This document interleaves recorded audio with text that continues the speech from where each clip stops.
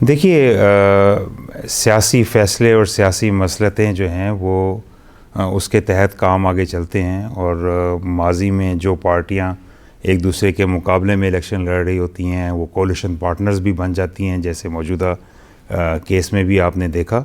और आपने देखा कि काफ लीग के साथ भी मुफाहमत का अमल शुरू हुआ था और परवेज़ इलाही साहब को सिद्ध के दिल से तमाम कोलिशन पार्टनर्स ने चीफ़ मिनिस्टर बनने की ऑफ़र भी की थी। लेकिन हालात ने जब एक कहना चाहिए बदले, और बिलखसूस उसमें परवेज़ इलाही साहब का ख़ुद ताल्लुक़ था कि उन्होंने जो तर्ज़ अमल अपनाया और उन्होंने ख़ुद दूरी इख्तियार की और उसको नहीं किया, तो आज हालात बिल्कुल मुख्तलिफ हैं। तो बहरहाल ये तमाम पार्टीज़ का, कोलिशन पार्टनर्स का अपना एक दायरा इख्तियार रहेगा कि वो उसको किस तरह देखते हैं। मेरा काम बहैसियत गवर्नर ये है कि आइनी तौर पर ज़रूरत के मुताबिक मैंने फ़ैसले करने हैं और वो इंशाअल्लाह होते रहेंगे।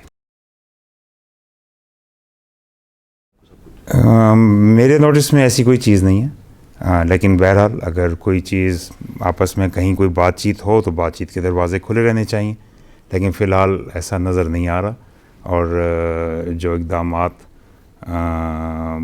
किए गए, ख़ास तौर पे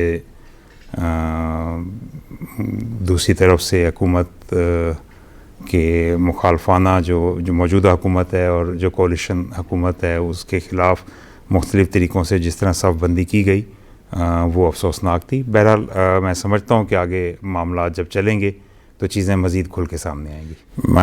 अगर ऐसा मौका मिला या ऐसे हालात हुए कि मुझे लगा कि उसमें मेरा इंटरवीन करना ज़रूरी है और किसी जगह पे आइन की तहत अगर कोई काम करते हुए कोई बेहतरी नज़र आई, तो ज़रूर उस पर कदम उठाया जा सकता है।